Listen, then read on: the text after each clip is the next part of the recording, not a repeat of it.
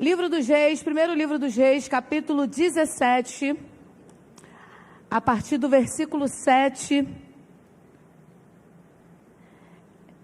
em diante. Se você encontrou, diga amém. Assim diz a palavra do Senhor. Algum tempo depois, o riacho secou-se por falta de chuva na terra. Então veio a palavra do Senhor a Elias: vá imediatamente à cidade de Sarepta, em Sidom, e fique por lá. Ordenei a uma viúva daquele lugar que lhe forneça comida. Ele foi a Sarepta. Quando chegou à porta da cidade, encontrou uma viúva que estava colhendo gravetos. Ele a chamou e perguntou: pode me trazer um pouco de água em uma jarra para eu beber? Enquanto ela ia buscar a água, ele gritou: por favor, traga-me também um pedaço de pão. Ela, porém, respondeu: tão certo como vive o Senhor, o teu Deus, não tenho nenhum pedaço de pão, só um punhado de farinha em um cântaro e um pouco de azeite em uma botija. Estou colhendo 2 gravetos para levar para casa, preparar uma refeição. Depois de comermos, o meu filho e eu morreremos. Elias, porém, lhe disse: não tenha medo, vá para casa e faça o que você disse. Primeiro, porém, faça um pequeno pão com o que você tem e traga-o para mim. Depois faça algo para você e o seu filho. Pois assim diz o Senhor, o Deus de Israel: a farinha no cântaro não se acabará e o azeite na botija não se secará, até o dia em que o Senhor fizer chover sobre a terra.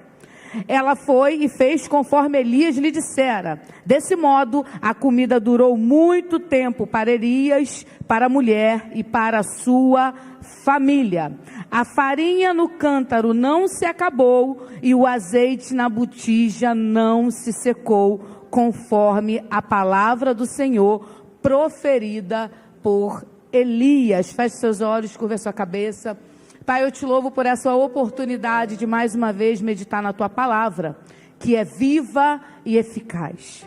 A palavra é perfeita, tu és o semeador fiel, então te peço, prepare a terra dos nossos corações, para que ao cair a semente, ela dê fruto a 30, 60, 100 por 1, e nessa noite o teu nome seja glorificado. Essa é a minha oração e pedido, em nome de Jesus. Se você crê, diga amém. Pode se sentar. Estou muito feliz de estar aqui. Primeira vez aqui em Olaria, conhecendo os irmãos, mas confesso que já me sinto de casa na Nova Vida. Já estive na de Alcântara, na do Espírito Santo. Esse ano estaremos em algumas também. Lá de Minas, né? Vamos para Minas esse ano também. E o Senhor tem me dado a oportunidade de conhecer muitos irmãos. Isso tem sido muito bom. Glorifico sempre ao Senhor por essa oportunidade de conhecer um pouco mais do que Ele está fazendo na terra. Hoje estamos eu, meu esposo e o meu filho Gael. Meu esposo está sentado ali, o Wesley. O Gael já chegou indo para a salinha. Nós estávamos na porta, a irmã passou, falou: quer que eu leve ele? Ele falou: eu vou com ela, mamãe. Falei: você já viu? Ele: não, mas eu vou. Vocês verem como é o Gael. Entrou no carro e foi. Já está lá na salinha com os demais irmãos. E eu glorifico ao Senhor por essa oportunidade. Enquanto eu orava e meditava sobre estar aqui hoje, o Senhor me levou nessa passagem, e enquanto nós louvávamos o Senhor, eu vi a irmã já introduzindo, falei: estamos ligados, glória a Deus, o Senhor sabe de todas as coisas. Quando ela começou aqui a falar sobre essa viúva, e eu orei ao Senhor, vi que o tema de vocês esse ano é prioridade, e comecei a meditar nesse texto, e esse texto me chama muita atenção, porque na verdade a vida de Elias me chama muita atenção. Mas antes da gente de fato compreender o que aconteceu aqui, nesse encontro de Elias com a viúva, eu quero falar um pouquinho do que estava acontecendo no cenário como um todo. Urim, pai de Acabe, foi um rei extremamente político. Ele não estava preocupado em conduzir o povo em adoração. Ele não estava preocupado em conduzir o povo em servir a Deus. Ele estava preocupado em fazer com que a terra prosperasse. Ele queria que o terreno se ampliasse. Ele queria que Jerusalém, nessa época que estava dividido, o reino do norte e o reino do sul, ele queria que o reino que lhe cabia crescesse, tanto que ele funda Samaria, a cidade de Samaria que se torna a capital. E com essa visão de apenas crescer politicamente, esse rei pega o seu filho, Acabe, e dá ele em casamento para uma mulher chamada Jezabel, que era filha de um outro rei que também tinha poder político. Então é um casamento arranjado para fazer crescer a economia, para fazer crescer a sociedade. O problema disso é que o olhar desses reis estavam apenas para esse lado do crescimento, e eles não pensaram na questão do espiritual. Então o que acontece? Acabe se casa com Jezabel, e Jezabel vem trazendo uma aliança política, mas também vem trazendo falsos deuses. E entre os deuses que ela traz Baal. Diga Baal. Diga mais forte Baal, para eu saber que você está aqui. Baal. Ela traz Baal. E ela conduz o povo a se corromper. Então o povo que deveria adorar o Deus de Israel começa a adorar Baal. E nesse casamento, esse casamento louco, eles começam a estabelecer templos para Baal, eles começam a adorar Baal e eles começam a acreditar que Baal era Deus. Diferente do Deus de Israel, que quando se apresenta diz eu sou e ponto final, Baal era o Deus especificamente da prosperidade. Ele era conhecido por ser o Deus que derramava prosperidade por onde ele passava. Não é à toa que Elias, quando surge do absoluto nada, da onde Elias surge? Do nada. Lê o capítulo 17, veio Elias. Elias veio, chegou e falou, então, já que Baal é Deus da prosperidade, estou aqui para dizer que não vai mais chover. Por quê? Porque não chovendo, vocês vão ver que a prosperidade não vem de Baal. Não chovendo, vocês vão ver que a prosperidade vem do único que pode fazer água cair do céu. Então Baal chega e então Elias chega e fala, não vai chover. E cerra os céus. Pois bem, debaixo dessa palavra de Elias, a terra começa a sentir, porque sem chuva não tem plantio. Na verdade tem o plantio, mas não tem o crescimento. Então o povo plantava, não tinha água, não tinha o crescimento. Por conta da idolatria a Baal, a nação começa a sofrer. E isso é reflexo do que a gente vê lá em Provérbios 29:2, que diz que quando os justos governam, o povo se alegra, mas quando o ímpio governa, o povo geme. Então, pelo governo do ímpio, pelo governo de Acabe e de Jezabel, o povo começa a gemer. E isso aconteceu algumas vezes. Isso inclusive aconteceu com o povo lá no Egito. Pelo mau governo de Faraó, o povo gemeu. Lembra das 10 pragas, quando houve choro em todas as casas? E aqui o Senhor começa a humilhar Baal e a mostrar que Baal não é Deus. Isso porque, pelo mau governo, a terra estava sentindo. E eu preciso que você entenda que muitas coisas que acontecem, não necessariamente acontece porque a nossa casa de alguma forma merece. Essa viúva, que a gente já vai falar dela, ela estava passando necessidade. Não sei quem ela era, não sei como era o coração dela, não sei como era a vida dela, mas bem verdade é, quando ela vê Elias, ela imediatamente reconhece Deus. Acredito que ela era alguém que tinha um coração temente ao Senhor. Mas o que ela está sofrendo dentro de casa, não necessariamente é por questões dela, é por uma questão muito maior, era o governo inteiro do país. Porque quando a coisa está feia, a gente começa a sentir. Eu não sei você, mas eu ando sentindo no meu bolso. Quem está sentindo? Jesus, a gente vai no mercado com R$100, compra 5 coisinhas. Aí você passa no caixa triste, quem já viu? Aí quando você acaba de passar, você entrega a nota, ela te devolve umas moedinhas de troco. Ainda fala, quer sacola? Eu tenho uma raiva dessa pergunta, quem tem? A vontade de falar, não quero não, vou jogar as compras no chão e vou chutando até em casa. É claro que eu quero sacola. Aí tu devolve o troco para comprar a sacola, para carregar tudo que vem no plástico. Quem já viu isso? Ô luta. Porque o mau governo faz o povo gemer. E Elias, ele vem com essa palavra, não numa perspectiva pessoal, irmãos, porque apesar de eu e você muitas vezes estarmos preocupados com a nossa casa, as questões espirituais, elas são um pouco maior do que a nossa residência, se é que você me entende. E Elias vem com esse confronto.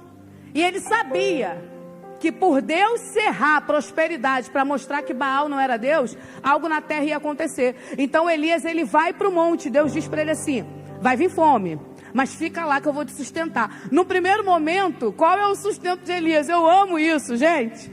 Deus manda Elias para o monte. A Bíblia diz nos primeiros versículos que Deus alimenta Elias com carne, pão e água. A água vinha do próprio riacho. E o pão e a carne, quem levava era um corvo. Diga corvo. Diga mais forte, corvo. Deus pegava um corvo e mandava levar pão e carne para Elias. Você sabe do que corvo se alimenta? Do que corvo se alimenta? De carniça. Corvos chegam ao ponto de comer a carne podre. Preste atenção nisso. Com todos os animais da terra que Deus poderia usar para levar comida para Elias, Deus usa o animal que ama comer a carne até quando ela está estragada. Imagina quando ela está boa. Agora tu pensa, o corvo botando a carne na boca e não podendo mastigar, porque não era dele, era de Elias. Eu preciso liberar uma palavra sobre a sua vida. Aquilo que é seu vai chegar na tua casa. O inimigo pode tocar, mas não pode reter, porque o Senhor enviou para você e vai te alimentar. Fica tranquilo. Fica tranquilo. É como se Deus dissesse assim: quem manda sou eu, a fome está sobre a terra, mas o justo não vai perecer, porque eu faço chegar até você o que você precisa. Aí é bonitinho o corvo levar pão e carne sem tocar no que era de Elias. Só que os dias vão passando. Não é um tempo curto. A Bíblia vai dizer que foram cerca de 3 anos e meio sem chuva. O riacho seca. E aí quando o riacho seca, Deus fala para Elias: agora eu vou te dar um novo sustento. Agora não vai ser mais o corvo nem o riacho. Agora você desce, que quando você chegar lá em Sarepta vai ter uma viúva para te sustentar. Quem aqui já recebeu uma palavra do Senhor? Levante suas mãos se você já recebeu uma palavra do Senhor. Eu não sei você, mas quando eu recebo uma palavra do Senhor, eu começo a imaginar na minha cabeça como ela vai se cumprir. Quem imagina? Querendo ou não, né, irmãos? Vamos lá. Eu crio uma série de pelo menos 4 temporadas imaginando como vai se cumprir. Mas quem? Fala, eu acho que vai ser assim. Deus fala para Elias assim: desce que uma viúva vai te sustentar. Gente, eu tenho certeza que Elias pensou: viúva o quê? Rica. Se ela vai me sustentar, ela tem que ser o quê? Rica. E tem um caso na Bíblia de uma viúva rica que sustenta uma outra pessoa. Tem o caso. Eu particularmente imagino que Elias deve ter pensado assim: eu vou descer e vou encontrar com uma viúva de um general, com uma viúva de alguém importante, alguém com uma herança. Por quê? Porque quando uma palavra é lançada, de fato eu e você criamos uma expectativa de como ela pode vir a se cumprir. Mas se tem uma coisa que o nosso Deus é, e eu estou aprendendo isso ao longo desses 26 anos de caminhada na presença dele, é que ele é extremamente criativo. Quem já reparou isso? Às vezes tu imagina, vai ser desse jeito, e ele faz completamente diferente, porque ele está no controle de tudo, ele pode tudo. Aí eu fico imaginando a cena, de um lado Elias descendo do riacho seco, pensando, vou encontrar a viúva, tomara que seja uma casa confortável, um quartinho para eu dormir. E do outro lado a amada pensando assim: gente, é esse bolinho morrer, tem mais nada. Aí eu fico pensando que ela poderia estar pensando, isso aí é a Carmozina conjecturando, tá? Ela poderia estar lá catando 2 gravetos e pensando: podia chegar alguém aqui em casa com uma cesta básica. Deus podia levantar um irmão para me dar uma oferta. Senhor, estou precisando achar uns 50 mil reais no chão assim do nada. Eu, mas quem? A viúva, eu andando, tropeçar num dinheirinho. Existe uma expectativa de morte do lado de cá e existe uma expectativa de sustento do lado de lá. Só que quando eles se encontram, nenhum e nem outro corresponde à expectativa. Elias não tem nada para acabar com a fome dela e ela não tem nada para sustentar Elias, em teoria. E a primeira verdade que eu preciso que você guarde nessa noite, porque o Senhor falou muito forte comigo, talvez nesse tempo, onde a terra está sofrendo por conta da iniquidade que está tomando conta desses últimos tempos, nós estamos vivendo em uma sociedade iníqua, e a terra está pagando por isso. E talvez nesse último momento, porque eu acredito que nós estamos nos últimos momentos, eu realmente acredito que Jesus Cristo está voltando, eu e mais quem? E talvez nesses últimos momentos você esteja com uma expectativa muito forte de que o Senhor nesse ano de 2026 envie aquilo que você precisa, eu e mais quem? Só que você precisa entender que o nosso Deus não faz exatamente como a gente imagina. Então está Elias descendo, talvez pensando, vou encontrar a viúva rica. Está a viúva pensando, vou morrer hoje eu e meu filho, e os dois sem o necessário, um para cumprir a expectativa do outro. Mas mais do que um encontro de recursos, porque ali a expectativa seria um encontro de recursos. Elias trazendo algo para suprir aquela família que estava à beira da morte, e aquela família à beira da morte tendo algo para oferecer para o profeta. E às vezes a nossa alma quer muito um recurso. A gente precisa dos recursos. Cada um sabe quantos boletos tem para pagar, o que precisa resolver, o que precisa alinhar. Nós precisamos do recurso. Mas o Senhor está mais interessado em promover um encontro entre a presença e a obediência do que um encontro de recursos. Porque se você aprender a encontrar a presença dele e ser obediente, o recurso vem. Então Elias desce com a presença e a viúva vem com a obediência. Aleluia! Dá certo. O problema é que a gente cria muita expectativa que alguém venha com alguma coisa, e Elias vem com alguém. Ele não vem com alguma coisa, ele vem com alguém. Nem toda resposta de oração tem cara de resposta. Nem toda resposta de oração tem cara de resposta. Às vezes a gente acha que não tem nada para oferecer, mas é justamente nesse momento que Deus envia alguém para pedir. Oh, que luta! Eu não sei você, mas é você falar assim, ó, esse ano eu não vou fazer mais nada, eu vou entregar todos os meus cargos. E mais quem? Porque eu servi muito ano que vem, esse ano eu vou descansar, eu preciso dar atenção, eu preciso ver. É nessa hora que Deus fala e envia alguém para te falar, não, bora trabalhar. É o momento que às vezes você se planeja inteiro para se retirar, que o Senhor fala, não, agora que eu preciso, que eu estou contando contigo. E é muito lindo ver como o nosso Deus trabalha, porque como uma pessoa sem recurso algum, pronta para morrer, foi considerada nos céus alguém suficiente para sustentar um profeta. Uma mulher se preparando para a morte no céu, por Deus, foi considerada alguém apto para sustentar alguém que carregava a presença. Talvez na sua mente você está assim, para mim já acabou, isso já deu, isso já passou. Mas eu quero declarar uma palavra sobre você, que o Senhor nos céus esteja fazendo planos com a sua vida em 2026, para a glória do nome dEle.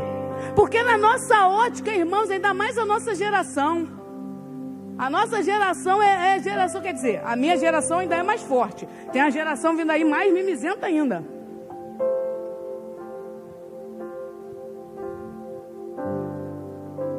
Meu filho todo ano quer uma mochila nova.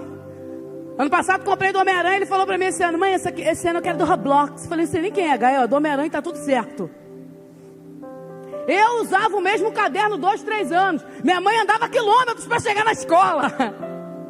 As gerações estão enfraquecendo, a gente está aguentando menos. E tudo a gente fala, ai, acabou para mim. A gente adora, né? Já rasga as vestes, joga cinza no cabelo, fala acabou. Mas eu quero declarar que ainda não acabou. Que nos céus, nesse momento, o seu nome esteja no planejamento de Deus. Ainda que você não saiba. E aí está Elias, crente que achar uma viúva rica, acha a mais pobre do momento, Jesus. E a viúva, crente que achar um profeta para sustentar ela, acha um que está pedindo bolo. Ô, luta! Irmãos, tem hora que vai ser muito diferente do que a gente pensa. Hoje à tarde eu estava lembrando que a primeira vez que eu fui para a África, eu ainda não tinha lançado livros, né? Então nós vendíamos camisas. A gente fazia camisas, várias camisas, para levantar o recurso, para custear a nossa viagem e ainda levar a oferta para os irmãos na África. Aí a gente ia para tudo quanto é igreja ministrar com uma mala. Meu esposo com o violão, eu com a mala de camisa, ainda não tínhamos o Gael, e nós íamos para tudo quanto é lugar, ministrávamos a palavra e vendíamos as nossas camisas para levantar recursos. E eu lembro que quando estava chegando muito perto da nossa viagem de 2019, eu fui ministrar numa igreja, numa comunidade lá em Niterói. E aí eu expus as camisas e tinha que pagar a passagem. A gente comprou a passagem pela fé no boleto. Eu expus todas as camisas. E quando acabou o culto, eu sabia quanto eu precisava. E o coração aflito. Mas por fora declarando, não, Deus já fez. Por dentro o Senhor vai fazendo, vai fazendo, vai fazendo. Eu e mais quem? Mas por fora não, tá tudo certo. E aí eu botei as camisas lá. Começou a vir um irmão, olhava, um comprava, o outro comprava. Aí veio uma senhora, nunca mais vou esquecer disso. Veio uma senhora com um capacete no cotovelo. Um capacete de moto. Parou do meu lado, começamos a conversar. Ela falou, menina, você está na missão há quanto tempo? Eu falei, olha, aqui no Brasil muitos anos, transcultural, estou começando agora. Ela, e como é que é o desafio? Eu falei, olha, é um desafio muito grande. E a gente foi conversando, eu já tinha ido para a África uma vez, essa já era a segunda. E aí um irmão comprou, o outro comprou. E ela era uma senhora bem humilde, sabe? Com uma roupa humilde, com uma fala humilde. E a gente foi conversando. E aí quando eu vi que mais ninguém ia olhar, eu falei, nós vamos já embora, porque tá tarde, estávamos de ônibus, não tínhamos carro. Eu comecei a guardar as camisas fui começar a guardar as camisas na mala para ir embora. Ela falou assim, Carmozina, você trouxe quantas? Falei, quantas camisas? Falei, olha, eu não vou contar aqui. Contei, não me lembro, obviamente, quantos tinha, mas deveria ter umas, 30. Falei, tem 30. Ela, esse dinheiro dá quanto? Fiz as contas X. Ela falou, eu quero. Eu falei, qual o tamanho? Ela falou, não, eu quero todas. Falei, a irmã quer todas? Ela, quero. Falei, você vai comprar todas as camisas agora? Ela, sim. Aí foi, comprou, pagou tudo no cartão. Aí eu falei, então leva a mala, né? Porque ela, não, mas eu não vou levar nenhuma. Falei, você não vai levar nenhuma? Ela, não. Porque na próxima igreja que você for, você revende de novo. Subiu na motinha e foi embora.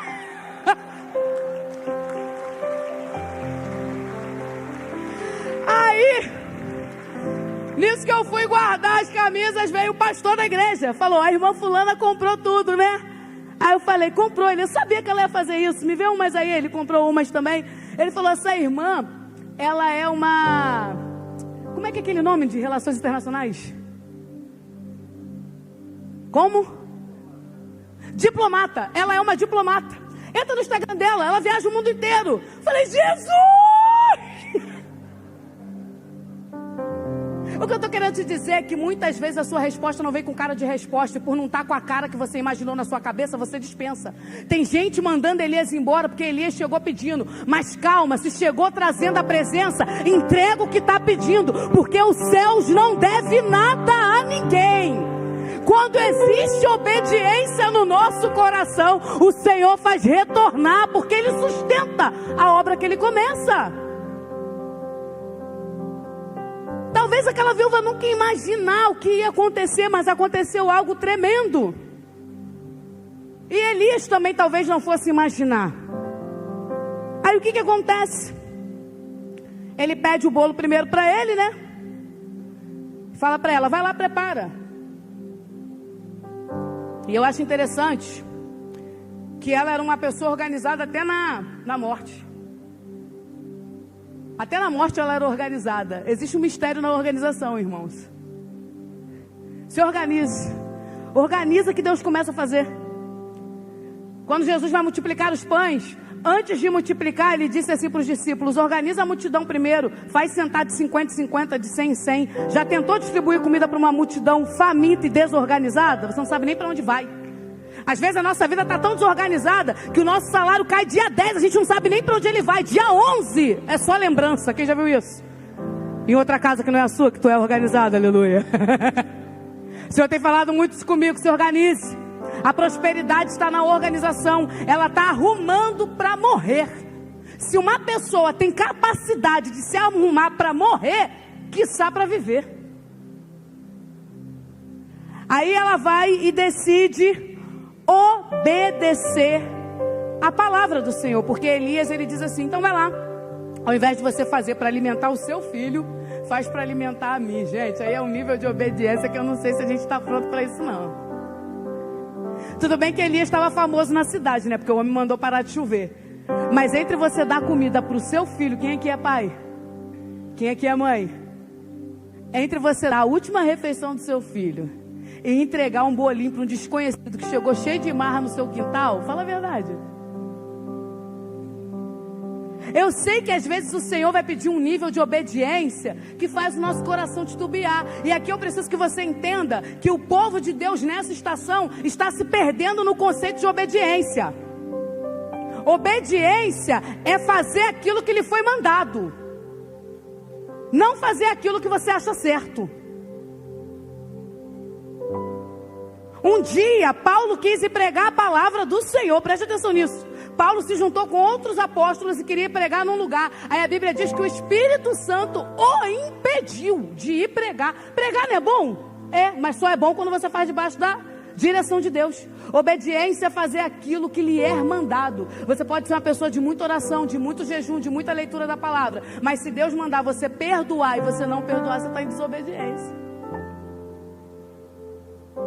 Difícil isso, né?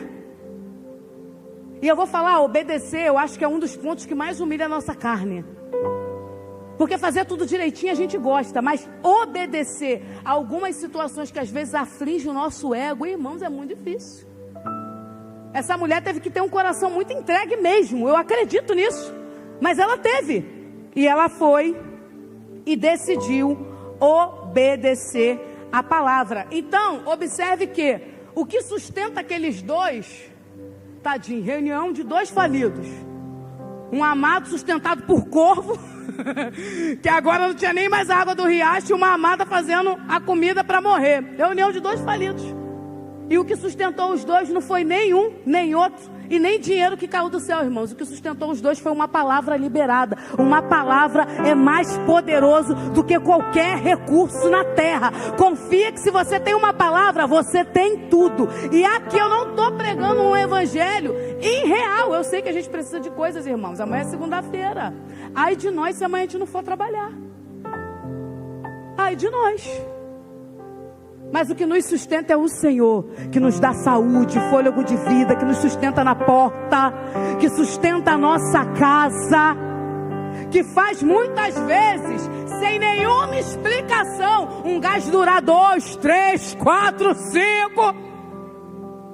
Natal eu estava pronto, eu falei, esse amado ele vai acabar na hora que eu for assar o frango, quem mais? Eu estava certa. Deus deu vitória, Ele está lá até hoje, aleluia. Quem nos sustenta é a palavra, irmãos. Uns confiam em carros, outros em cavalos. Tem gente confiando demais no network. Se eu sentar na mesa com fulano, minha vida dá certo. Pode ser que sim, e pode ser que Deus te coloque lá. Mas a maior expectativa tem que estar no Senhor e na força do seu poder, na palavra liberada dos céus, naquele que carrega a presença do que vem do alto, irmãos. E os dois são sustentados pela palavra, porque houve um encontro da presença com a obediência. E é interessante que aquilo que parecia uma provisão momentânea se torna um sustento a longo prazo. E isso eu preciso que você entenda, tá? Abra comigo a sua Bíblia em Tiago, capítulo 5.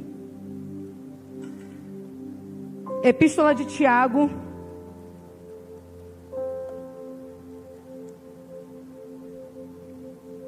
capítulo 5.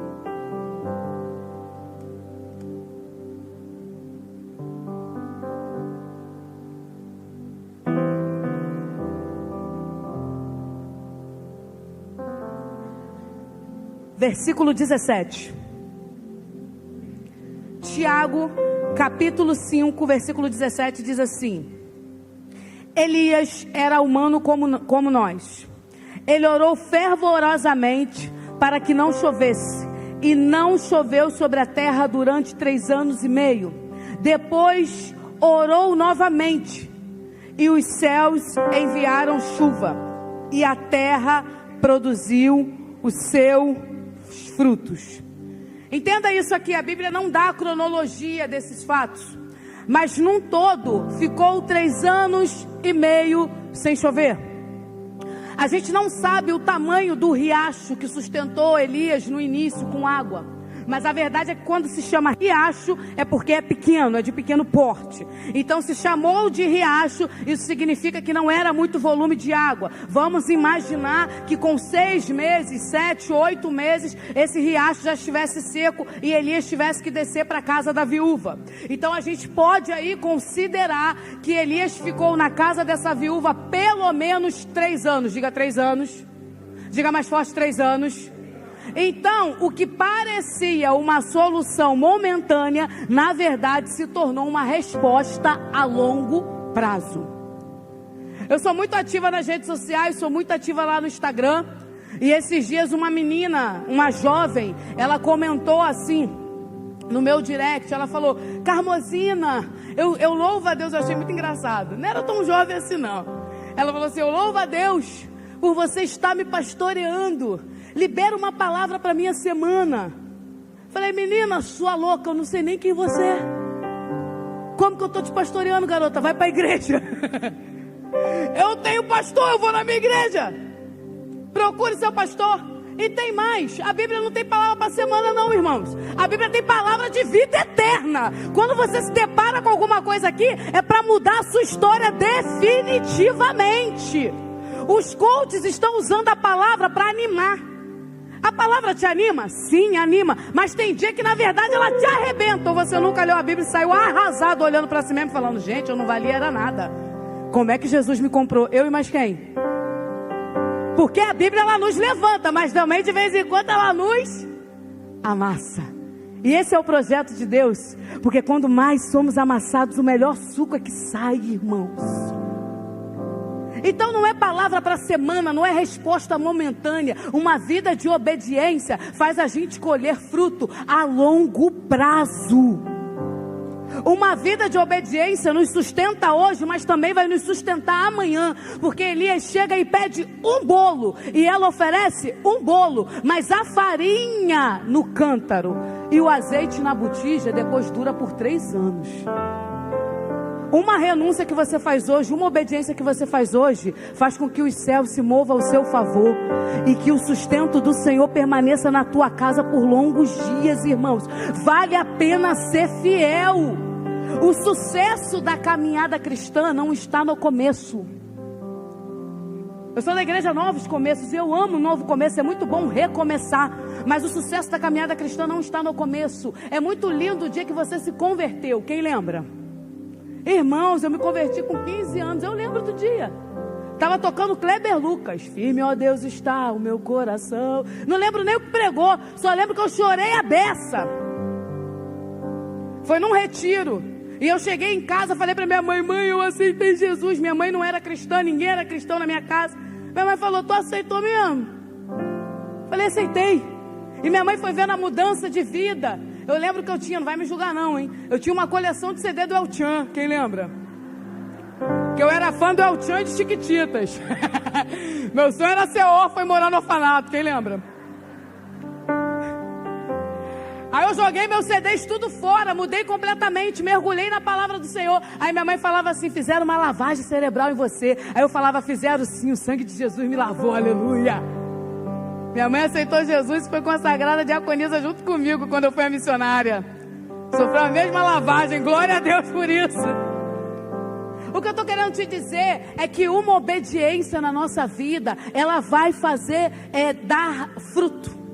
Porque uma das leis que é mais certa na humanidade é a lei da semeadura, irmãos. Aquilo que a gente planta, a gente colhe. E a mulher plantou obediência no momento mais difícil. E às vezes, talvez, você está diante de um cenário onde você vai ter que plantar obediência no momento mais difícil. Talvez a tua obediência te coloque à parte de alguns negócios na tua empresa. Todo mundo vai fazer e não vai te convidar. Talvez a tua obediência vai te colocar em alguns lugares à parte, na tua família. Às vezes a tua obediência vai te tirar de mesas, vai te deixar solitário, porque a obediência é solitária às vezes. Mas obedecer vale a pena, porque Deus não enviou recurso para uma refeição. Deus enviou recurso para uma estação de escassez. Ainda que o Brasil esteja em crise, o mundo está em crise, o céu não está em crise. Seja obediente e vai chegar recurso na sua casa para uma estação. Assim diz o Senhor. Se durar 1 ano, Ele te sustenta por 1 ano. Se durar 2, Ele te sustenta por 2. Se durar 3, Ele te sustenta por 3. Até que os céus sejam abertos e novas chuvas caiam. Porque a morte pode passar. Assim aconteceu no Egito. A morte passou, mas quem deixou o sangue nos umbrais da porta, irmãos? E o povo de Deus dá testemunho disso, porque a gente é o povo mais feliz da terra, irmãos. Porque a nossa alegria não vem de coisa boa, a nossa alegria vem do Espírito Santo de Deus. É por isso que às vezes está tudo difícil, o crente está rindo. Quem já viu? O pessoal fala, louco, não é louco não, é cheio do Espírito Santo, da graça, do poder e da confiança de que aquele que nos liberou a palavra é fiel para cumprir. E aqui nessa noite, de verdade, eu estou pregando para mim. Eu não sei como vai ser o nosso ano. Eu não sei como vai ser o ano da nossa nação. Eu sei que vai ser acelerado, já estamos no meio de janeiro. Mas que a nossa obediência faça a presença de Deus permanecer na nossa casa. Talvez se aquela mulher falasse para Elias assim, não vou te dar não, sabe por quê? Porque eu só tenho para mim e para o meu filho. Ele ia falar, então tá bom. Não sei, talvez Deus mostrasse uma outra viúva para ele sustentar. E Lucas diz isso. Abra comigo rapidamente Lucas capítulo 4. Lucas capítulo 4 verso 25, dá uma olhadinha aí.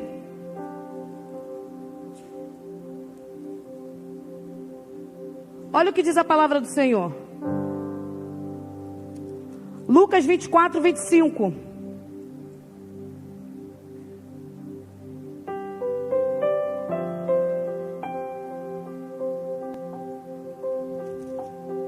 Perdão, 24 não, Lucas 4, 25 e 26. Oh meu Deus. Lucas 4, 25 e 26. Dá uma olhadinha aí o que diz a palavra do Senhor. Lucas capítulo 4, versículo 25. Diz assim: asseguro a vocês que havia muitas viúvas em Israel no tempo de Elias, quando o céu foi fechado por 3 anos e meio, de maneira que houve uma grande fome em toda a terra. Contudo, Elias não foi enviado a nenhuma delas, senão a viúva de Sarepta, na região de Sidom. Ele não chega ali por acaso, Deus envia ele certinho. E quem está falando isso aqui é o próprio Cristo, está dizendo. Ele podia ter feito por muitas viúvas em Jerusalém, mas Deus mandou ele certinho na casa daquela que estava necessitada. E houve esse encontro, o homem que carregava a presença, juntamente com uma mulher disposta a obedecer. Eu creio que se o Senhor olhar e procurar, como a Bíblia diz que Ele procura, e encontrar alguém disposto a obedecer, Ele envia o recurso para a nossa casa. E o encontro promove a presença. Elias come aquela refeição e fica na casa daquela mulher por um tempo que a gente não sabe qual é. A Bíblia diz que um dia o filho dela vai ficando doente, até que morre. E aí ela fala: homem de Deus, você ficou aqui na minha casa para me lembrar do meu pecado, meu filho morreu. Porque as pessoas tinham muito temor de quem carregava a presença de Deus, de um profeta. Outra coisa que está morrendo no nosso tempo, né? Temor, né? Meu Deus do céu, como está acabando o temor. Jesus, a gente está virando motivo de piada, irmãos. Eu fico arrasada. As nossas palavras-chave estão virando gíria. O sangue de Jesus tem poder. Está amarrado em nome de Jesus. Eu fico triste com essas coisas. Eu sou uma pessoa que rio de muita coisa, mas não rio de tudo. Nem tudo é engraçado, não. Não estou achando graça com o que estão fazendo com os nossos dons, não. Está num momento muito triste para nós cristãos. E ele chega lá, se posiciona na casa dela, fica por aquele tempo, e ela com temor diz: será que veio sobre mim um castigo porque eu estou com um homem cheio da presença da minha casa? E ele diz: me dá o menino aqui. A Bíblia diz que ele pega o menino morto, sobe para o quarto dele que ficava em cima, deita o menino na cama, clama a Deus, se deita sobre o menino 3 vezes, o menino ressuscita.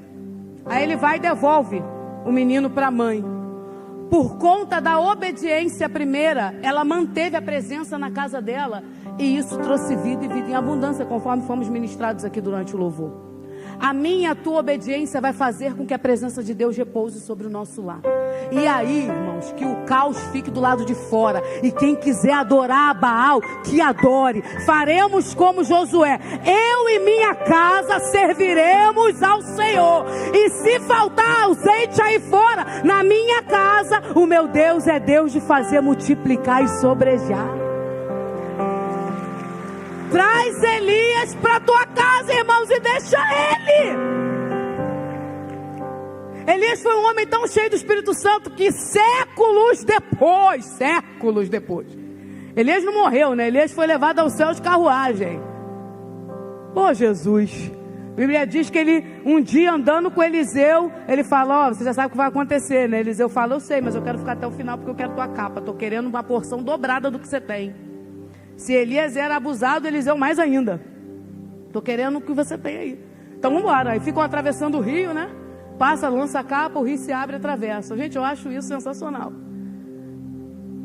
Volta, lança a capa, o rio abre e eles passam. Aí de repente a presença de Deus vem, passa uma carruagem entre os dois, Elias sobe no redemoinho, a capa de Elias cai. Séculos depois, Jesus vem à terra, em forma de homem.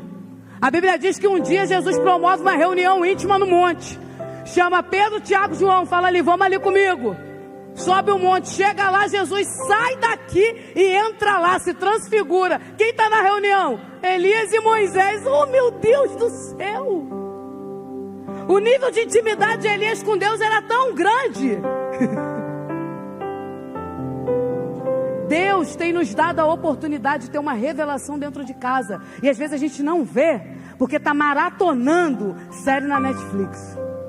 Carmozina ceia contra a série só quando ela toma o meu tempo de oração e leitura da palavra. Se não tomar, eu não sou contra não. Às vezes a gente tem a oportunidade de ter grandes revelações na nossa casa, mas estamos perdendo tempo, porque ao invés de estarmos unidos, estamos uns contra os outros. Às vezes a gente tem a oportunidade de ter grandes revelações na nossa casa, mas estamos temendo o que está do lado de fora e começa com discussão dentro de casa. Gente, que loucura! Família brigando por causa de discussões do que está acontecendo aí fora, ideologia, isso está repartindo o mundo. Deixa a bagunça ficar do lado de fora, irmãos. Eu não tenho uma pregação otimista para você sobre o mundo. O mundo vai de mal a pior, porque jaz no maligno. E glória a Deus por isso, porque isso são os sinais do fim dos tempos. Está chegando a hora em que o nosso noivo voltará e vai vir saltando sobre os montes. Deixa acontecer lá fora. O que nós precisamos é atrair a presença com a nossa obediência e declarar: Jesus, quando eu tranco a minha porta daqui para dentro, tu és rei, e o que governa é a tua lei, e o que governa é a tua lei. 3 anos e meio de sustento por causa de um bolinho. Um bolinho, irmãos. Às vezes é um não que você dá que vai fazer com que a prosperidade veja. Às vezes é um sim. Um bolinho. Anos de obediência, a história escrita na palavra e uma ressurreição. Quando a nossa prioridade é obedecer e entregar, o Senhor faz. Quando Jesus esteve à terra, a maioria das pessoas que ele encontrou, ele entregou. Entregou cura, entregou pão, entregou peixe, entregou palavra.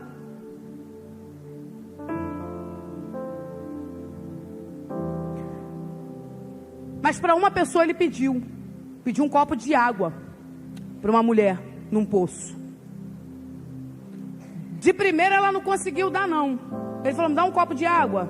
Ela, ao invés de responder sim ou não, qual é a resposta para quem te pede o copo de água? Sim ou não? Ela começa: por que tu está me pedindo água? Tu é judeu, eu sou de Samaria. Se é homem, eu sou mulher. Começa a embromar a conversa. Aí ele fala: se você tivesse me pedido, eu que teria te dado água. E aí chama a atenção dela e eles começam a conversar. Resumo da ópera: o texto acaba e a gente não sabe se a mulher deu água para Jesus. Quem já reparou? Uma coisa é fato, quem está disposto a entregar tem a vida completamente mudada. A amada chega fugindo da cidade e volta como pregadora.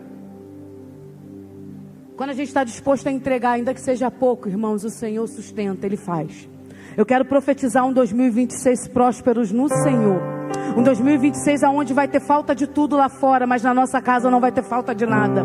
Aonde a presença do Senhor irá nos sustentar espiritualmente, emocionalmente, fisicamente, financeiramente, porque o nosso Deus tudo pode. Mas que isso seja feito debaixo da nossa obediência, entrega e do nosso coração quebrantado e contrito. Que Elias, aquele que representava a presença, habite na tua casa, irmãos. E que não haja um cômodo que ele não possa entrar. Que seja plenamente do Senhor o nosso lar, a nossa vida e tudo que a gente tem. Eu sei que muitas vezes a nossa desobediência ela até vem porque a gente quer muito fazer, a gente tem medo. Talvez por medo, não por ser uma má mulher, mas talvez por medo. E se meu filho não tiver, é melhor entregar para o meu filho. Tem gente que pensa assim: eu vou dar um jeitinho aqui, eu vou fazer só um negocinho aqui, é pela minha família, é pelos meus. Não negocie. A presença de Deus não habita aonde a mentira está. Mas se houver entrega total, eu creio que o nosso Deus pode nos sustentar nesse tempo de seca, irmãos. Porque a verdade é que o mundo está declarando que Baal é Deus, mas eu creio que o nosso Deus vai se levantar. Mas aqueles que tiverem o sangue nos umbrais da porta permanecerão vivos e com vida e vida em abundância. Eu quero te convidar a se colocar de pé no seu lugar e eu quero fazer uma oração antes de entregar o microfone para o bispo novamente.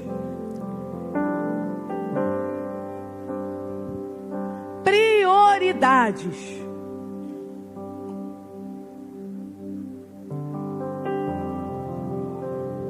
Aquilo que não é mais necessário, é aquilo que vem primeiro, porque às vezes a necessidade ali no caso dela era mais necessária a comida, porque ia morrer. Mas ela entendeu que a prioridade era obedecer a palavra de Deus. Que até aquilo que é mais necessário para você esteja sujeito à obediência do Senhor. Que os seus ouvidos e os meus ouvidos estejam atentos à palavra que vai ser declarada para nós. E que tudo que temos, tudo que somos, primeiro entreguemos a Ele. Porque Ele é fiel para nos sustentar. Feche seus olhos. Eu quero fazer uma oração. Apresentando o nosso ano de 2026 diante do Senhor. Apresentando a nossa casa. Apresentando a nossa família. Apresentando os nossos recursos, apresentando o nosso cântaro, apresentando a nossa botija. A dela ainda tinha um pouquinho, suficiente para um bolo. Talvez a sua nem isso tenha. Mas coloque diante de Deus. E eu queria que você desse um passo de fé nessa noite. Enquanto o louvor ministra uma canção, se essa palavra fez sentido para você, eu gostaria que você saísse do seu lugar e viesse aqui à frente orar comigo. Se junte comigo em oração. Venha, apresente a tua vida ao Senhor, apresente o teu ano, diga: Senhor, eu não tenho muito, mas eu quero entregar nas suas mãos, eu quero dizer que primeiro que eu tenho é seu. Se isso fez sentido para você e você deseja fazer isso, sai do seu lugar enquanto o louvor ministra e nós vamos orar no final. Eu vou fazer duas orações. Primeiro eu vou orar pelos homens. Feche seus olhos. Você é homem. Você é homem que sustenta a sua casa, sustenta o seu lar. Eu sei que muitas mulheres trabalham, algumas são as mulheres que sustentam. Mas eu sei que muitas são, eu sei não, mas eu imagino que muitas são as preocupações de um sacerdote, de um homem dentro de casa. E talvez você olhe para os seus recursos e diga: não dá. Mas eu quero declarar hoje que você vai colocar a sua expectativa e a sua esperança no Senhor, o Deus que tudo pode.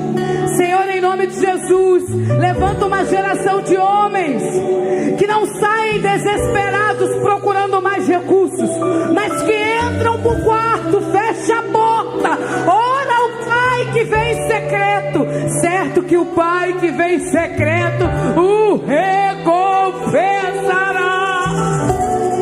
Porque a nossa força não vem de diploma, não vem de faculdade, não vem de navio, não vem de concurso. Podemos ser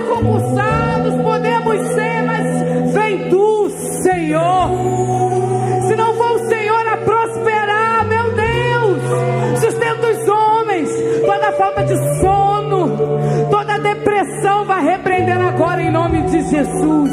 Oh Deus, um dia homens estavam cansados na praia, eram especialistas em peixe, sabiam da pesca, mas não sabiam onde estava o cardume. O Senhor levou aqueles homens de volta para o alto mar e disse: está aqui. Oh Deus, em 2026, mostra para os homens da Nova Vida aonde está o cardume, Jesus. Aonde está o recurso, Deus, para que casas sejam sustentadas com paz. Muitas vezes a falta de recurso tira a paz. Traga paz, Senhor. Levanta homens que confiam em Ti, homens que não negociam, que não deixam Jezabel entrar. Eu quero orar pelos Teus filhos que se moveram até aqui à frente, Deus. Levanta o coração obediente e submisso, Senhor, que a gente não tenha medo.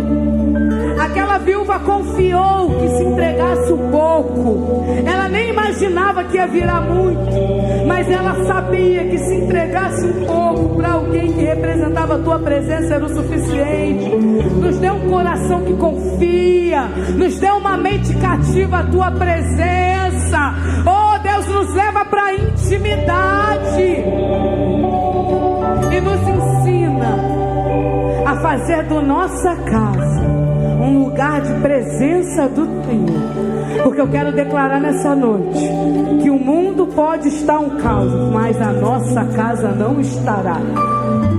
Quem governa a nossa casa não é Baal. Quem governa a nossa casa não é Azera. Quem governa a nossa casa é o Rei dos Reis, o Senhor dos Senhores, o Jireh, o Rafá, o Príncipe da Paz, o grande eu sou. Na nossa casa cabe e não tem força. Na nossa casa só o Senhor é Deus. Entregamos nosso cântaro, entregamos as nossas botijas e declaramos 2026, o ano da multiplicação, porque o Senhor será a prioridade da tua igreja. Vem e toma o teu lugar. Te devolvemos o trono, não a nós, Senhor, mas a Ti. Te entregamos tudo e declaramos: Tu és o primeiro, Tu és o primeiro, Tu és o primeiro. Fique à vontade, receba o nosso pequeno bolinho.